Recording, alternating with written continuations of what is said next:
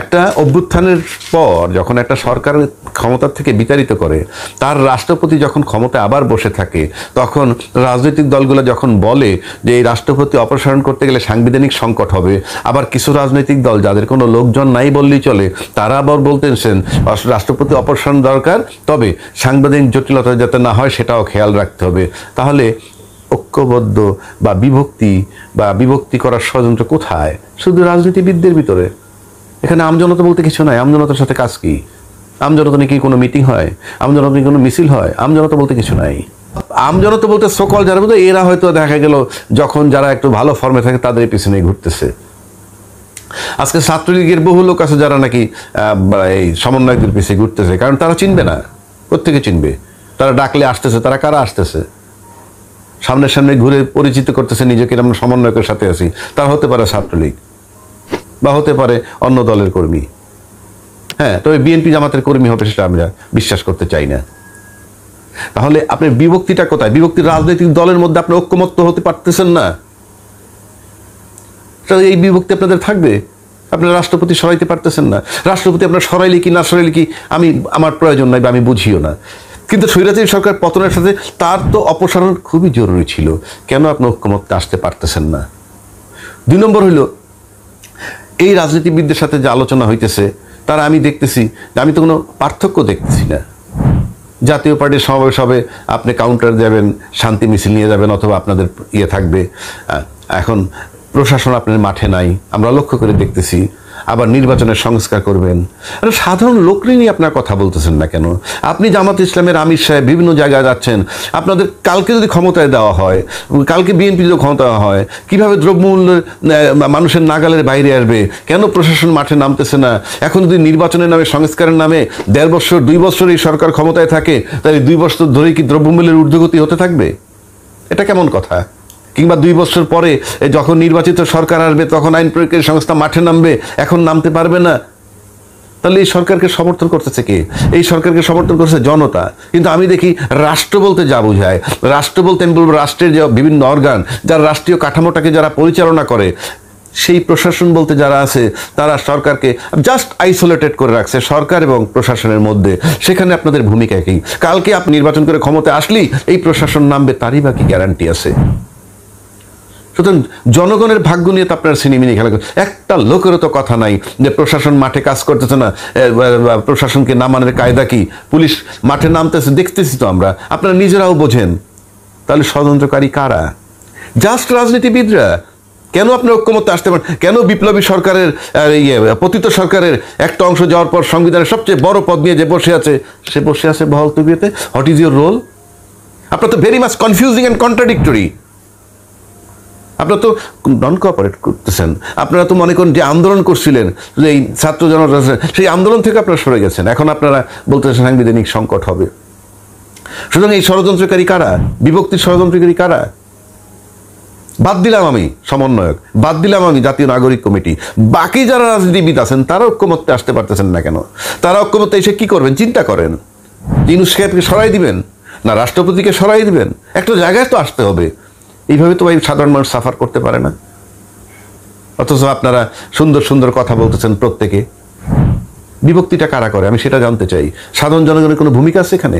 আম জনতা বলতে যা বুঝায় জাস্ট রাজনৈতিক দল। বিএনপি 5ই আগস্টের পর আমরা দেখছি প্রায় বাংলাদেশের 60-70-75% লোক বিএনপির সমর্থক হয়ে গেছে।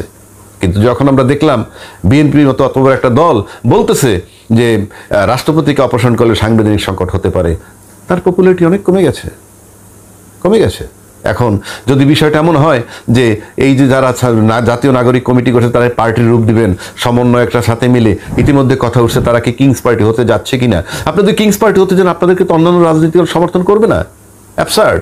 কেননা ইতিমধ্যে বাজারে ছাত্র দল, ছাত্রলীগ, ছাত্র শিবির, জাতীয় ছাত্র সমাজ, যা কিছু বলি না কেন সব আছে।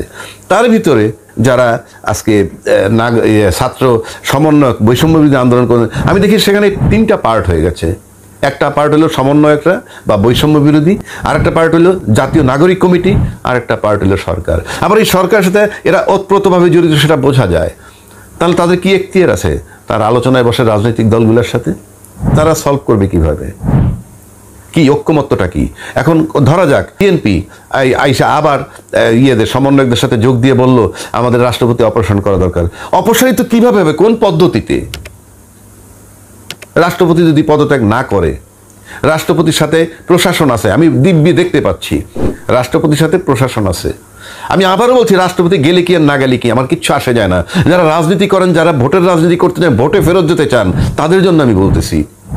তাহলে কালকে যদি একটা নির্বাচন হয়, কিভাবে নির্বাচন হবে? এখন যদি জাতীয় রিটের মাধ্যমে যদি আবার তত্ত্বাবধায়ক সরকার ফেরত আসে, তাহলে কি এই সরকার, ওই তত্ত্বাবধায়ক সরকার ফেরত আসার মানে হচ্ছে সেই 90 ডেজের মধ্যে নির্বাচন দিয়ে তারা চলে যাবে? চলে গেলে কি হবে সেটা তুমি আগেও বলেছি। কালকে চলে গেলে কি হবে? রাষ্ট্রপতি কে হবে? রাষ্ট্রপতি, এই রাষ্ট্রপতি তো আছে, তাকে আপনারা অভিশংসন করবেন বা সরিয়ে দেবেন। তাতে 2/3 মেজরিটি লাগবে। আর সে পর্যন্ত বসে থাকলে আপনাদের যে আন্দোলন, সে আন্দোলন তো কনফিউজ এবং কন্ট্রাডিক্টরি। তার মানে সেই সংবিধানের অধীনে আপনারা নির্বাচন করতে চান। আবার ইউনূস সাহেবকে পর্যাপ্ত সময়ও পাচ্ছে না। আবার ইতিমধ্যে তার লাইফ টাইমে এই গত 2 মাসে প্রায় 65 জন নিহত হয়েছে, কোনো কোনো পত্রিকা বলতে 117 জন নিহত হয়েছে। আমরা তো ভাই লাশ দেখতে চাই না। এই সমস্ত খোরা অজুহাত চলবে না। সে তত্ত্বাবধায়ক সরকার বলেন, রাজনৈতিক দলগুলা বলেন, খোরা অজুহাত। একটা লোকের যদি প্রাণ যায়, তারপরে আপনার বহাল তবিতে আরো 2000 লোক মারা যাবে, তারপরে আপনি সংবিধান সংশোধন করবেন, ইলেকশন কমিশন করবেন, তারপরে নির্বাচন দিবেন। ওই পর্যন্ত জনগণ বসে থাকবে, দ্রব্যমূল্যের ঊর্ধ্বগতি হতে থাকবে। এটা তো হয় না, এটা তো হয় না। এই দুইটা ভাইটাল জিনিস আপনাদেরকে করতে হবে। কেন রাজনীতির ঐক্যমত্য হচ্ছেন না?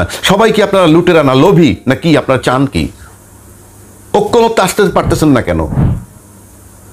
দলমত নির্বিশেষে ঐক্যমত্যে আসতে পারতেছেন না কেন? যে হয় প্রেসিডেন্ট থাকুক, ভালো কথা, রাখেন, রাইখে আপনি দ্রব্যমূল্যের ঊর্ধ্বগতি কমান, দ্রব্যমূল্য নাগলের মধ্যে নিয়ে আসেন, প্রশাসনকে মাঠে নামান। আর নয়তো যে সংবিধান আছে সেই সংবিধানে নির্বাচন দিতে হবে বলে চাপ দেন এই সরকারকে। ইনফ্যাক্ট রাজনীতিবিদদের তো কিছু করার নেই। আমি দেখি সবাই বসে আছেন প্রশাসনের আশায়। প্রশাসন কোঅপারেট করে যদি আপনার প্রেসিডেন্টকে সরায় দেয়, প্রশাসন কোঅপারেট করে যদি ইউনূস সাহেবকে সরায় দেয়, এই প্রশাসনের উপর নির্ভরশীল আপনারা সবাই। আমি দেখতেছি তো, প্রশাসনের বাইরে আপনি কি নয়। যেদিকে প্রশাসন সেই দিকে। আজকে যে দল বলতেছে রাষ্ট্রপতির অপসারণ হইলে সংবিধান সংকট হবে, ইট ইজ পিওর প্রশাসন আছে বলে তাদের পাশে। প্রশাসন কালকে সরে যাক, যদি রাষ্ট্রপতি পদত্যাগ করে, তখন কি বলবেন? তখন তো কিছু বলার থাকবে না। So it is very painful. এই যে জাতীয় বিভক্তির কথা বল, জাতিকে বিভক্ত করছে, এটা রাজনৈতিক বক্তব্য রাজনৈতিক দলগুলা করতেছে। আপনারা নতুন সমন্বয়কদের মানতে পারতেছেন কি, সে ব্যাপারেও কথা বলেন না। সব আপনারা ই করেন, ঘুরে ফিরে শুধু পাওয়ারে যাবেন। জনগণের 12টা বাজুক। অনতিবিলম্বে দুটো কাজের জন্য আমি রিকোয়েস্ট করতেছি। নাম্বার 1, কবে নির্বাচন দিবেন? অনিশ্চিত জগতে থাকেন আপনারা, নো প্রবলেম। দ্রব্যমূল্যের ঊর্ধ্বগতি, সেটাকে নাগালের মধ্যে নিয়ে আসতে হবে। নাম্বার 2, মাঠে প্রশাসন নামতে হবে। সাধারণ জনগণের গায়ে যাতে একটা আঁচড় না পড়ে এই রাজনীতির নামে, এটা জাতির জন্য খুবই জরুরি। এই মর্মে সিদ্ধান্ত আসুক, দ্রুত কাজ করেন, নয়তো আমরা আমাদের মুখ খুলতে থাকবো। একটা পরিষ্কার বিরোধী লোক হিসাবে আমরা দাঁড়াবো। আমি ব্যক্তিগতভাবে আমার বক্তব্য থেকে সরবো না। এই তত্ত্বাবধায়ক, এই অন্তর্বর্তীকালীন সরকার হন আর রাজনৈতিক দল হন, আপনারা ঐক্যমতে না আসতে পারলে জাতি সাফার করতে পারবে না। আর আপনারা ক্ষমতা আসলে পরে, রাজনৈতিক দল ক্ষমতা আসলে পরে সবকিছু ঠিক হয়ে যাবে। এই কারিশমাটা বলে দিলে আমরা ইউনূস সাহেবকে সরানোর জন্য যত কিছু বলা লাগে আমরা সারাদিন সকাল বিকাল বলবো, সাধারণের দিকে তাকিয়ে। সুতরাং কি করবেন? রাজনীতিবিদরাও ভাবেন এবং তত্ত্বাবধায়ক সরকার সবাই মিলে বসেন। না হলে আমির সাহেব বলেছেন ঐক্যবদ্ধ জাতিকে বিভক্ত করার ষড়যন্ত্র চলছে, অর্থাৎ আপনি জানেন ষড়যন্ত্র কোথায় হচ্ছে, সেদিকে আপনি খেয়াল রেখে কাজ করুন এবং এটা করবেন বলে আমরা আশাবাদী। এখন একটা কথা চলছে বাংলাদেশে, 24-এর যে সরকার চলে গেল, তার যে ঘটনা পরিক্রমা যেভাবে ছিল 5 আগস্ট পর্যন্ত, সেটাকে নানানজনে নানাভাবে ব্যাখ্যা করা হচ্ছে। কেউ বলছে অভ্যুত্থান, কেউ গণ অভ্যুত্থান, কেউ বলছে বিপ্লব, এইরকম কতগুলা বিষয় আছে। সেই আলোকে আমি কয়েকটা কথা বলবো আর কি। বাংলাদেশে আসলে খুব সংক্ষেপে যদি বলি, বাংলাদেশে অভ্যুত্থান হয়েছে, গণ অভ্যুত্থান হয়েছে, এবং আমি মনে করি আমলাতান্ত্রিক অভ্যুত্থান যেটা, ব্যুরোক্রেটিক বিপ্লব যেটা, সেটাও হয়েছে, বা অভ্যুত্থান হয়েছে এবং 24-এ যেটা হয়েছে সেটাকে আমি যদিও একটু বিপ্লব বলতে চাই, নানানজন হয়তো নানান সংজ্ঞা দিবেন। তো যাই হোক, বিষয়টা হচ্ছে আমি বলে আসি কিভাবে আমরা যদি অভ্যুত্থান ওটাকে বলবো যেটা কেউ জানতে পারে না। কেউ জানতে পারে না মানে কি, শুধুমাত্র গুটি কতক লোক, হাতে গোনা কিছু লোক যারা এর ভিতরে সম্পৃক্ত থাকবে, তারা ছাড়া কেউ জানবে না। এইরকম বিষয়গুলাকে সাধারণত অভ্যুত্থান বলা হয়। যেমন আমরা যদি ৭৫ সালের 15 আগস্টে যে বঙ্গবন্ধু সপরিবারে নিহত হলেন, এটা পরিষ্কার একটা অভ্যুত্থান বলা চলে, কোনো সন্দেহ নাই এটা অভ্যুত্থান। এবং কাকপক্ষী কেউ টের পায়নি, হাতে গোনা লিমিটেড কিছু লোক এগুলো করেছে। আবার এই একইভাবে যদি আমরা যাই, সেই জিয়াউর রহমান সাহেবের যে 81 সালে করা হইলো, হত্যা করা হলো, সেটাও কিন্তু পরিষ্কার অভ্যুত্থান। এবং এটা সাধারণত এমন সময় করা হয় যেটা মানুষগুলো কল্পনা করতে, চট করে মানুষ সংবাদ পায়।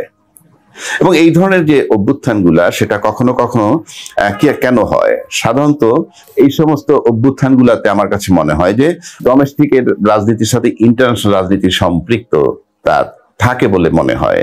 কারণ আমরা যদি ভূ রাজনীতি সবকিছু চিন্তা ভাবনা করি, সবসময় প্রতিবেশী দেশের রাজনীতি, বিশ্বের রাজনীতি, তারপরে আন্তর্জাতিক রাজনীতি, নদী নিয়ে রাজনীতি, সব যদি আমরা মিলাই সবকিছু, তাহলে মনে হয় যে একটা ডোমেস্টিক এবং ইন্টারন্যাশনাল বিষয় থাকতেও পারে।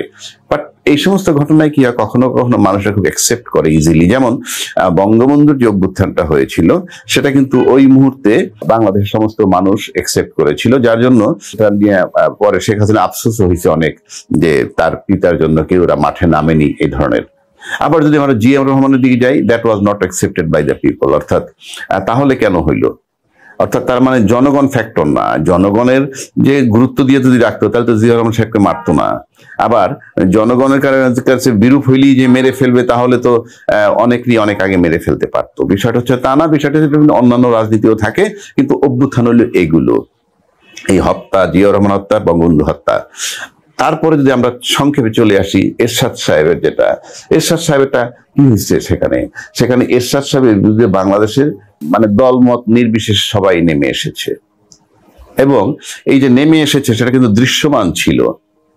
মানে আন্দোলন হচ্ছে, ডাক্তার মিলন হত্যা হয়েছে, এটা হয়েছে, সেটা হয়েছে, টুকটাক নানান ঘটনা ঘটেছে, নানান হত্যা হয়েছে, আন্দোলন চলমান ছিল। যার পরিপ্রেক্ষিতে একটা সময় আজকের যে প্রতিষ্ঠিত দল, যদি তখনকার দল যদি বলি, আওয়ামী লীগ, বিএনপি, জামাত এবং তার সাথে ছাত্র জনতা সবাই যখন মাঠে নেমে গেছে, তখন একটা সিদ্ধান্ত হলো যে তিনি পদত্যাগ করবেন। সে যে প্রক্রিয়ায় করেন সেটা ভিন্ন কথা। শাহাবুদ্দিন সাহেবকে আনলেন, ক্ষমতা হস্তান্তর করলেন, তারপর উনি চলে গেলেন। এটা হলো গণ অভ্যুত্থান। গণ অভ্যুত্থানের পর সাধারণত যেটা হয় সেটা হলেই যিনি ক্ষমতা হস্তান্তর করে চলে যান, বাধ্য হন, তিনি সাধারণত বিচারের মুখোমুখি তাকে হতে হয়। এরশাদ সাহেবও তাই হয়েছেন। তবে অন্য ব্যাখ্যা আমি যাব না, বাট ইমিডিয়েটলি আফটার এরশাদ যদি শেখ হাসিনা আওয়ামী লীগ ক্ষমতা আসতো, তাইলে হয়তো এরশাদের জেলে যাওয়া নাও লাগতে পারতো, কিংবা হয়তো বা যেত না। সেই ব্যাখ্যা আমি যাচ্ছি না।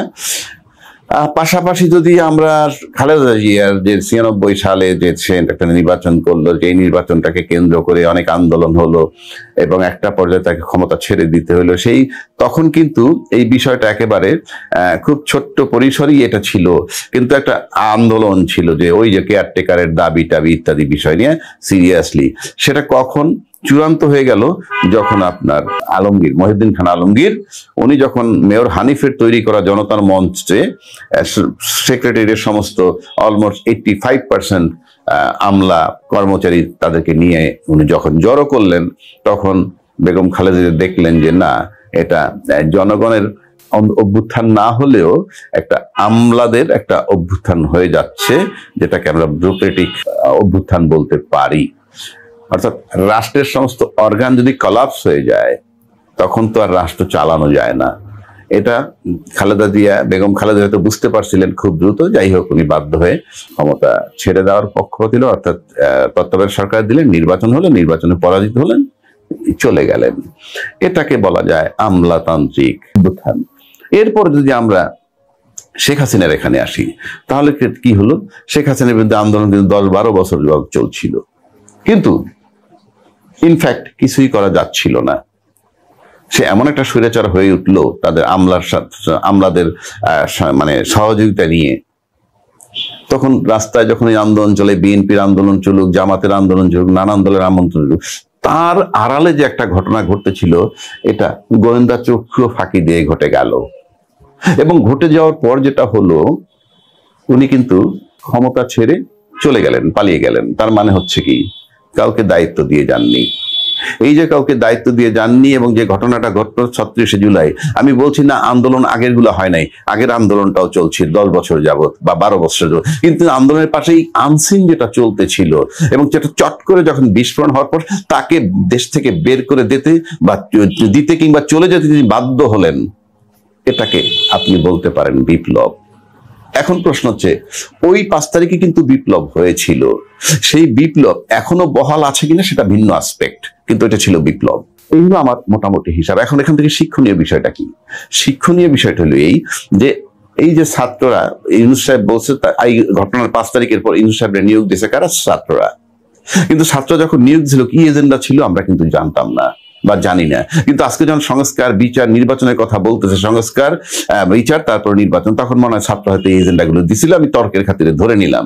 কিন্তু ইউনূস সাহেব যখন দায়িত্বে বসলেন, রাষ্ট্রের দায়িত্বে, তখন কিন্তু তিনি শুধু ওই এজেন্ডার ভিতরে থাকতে পারেননি।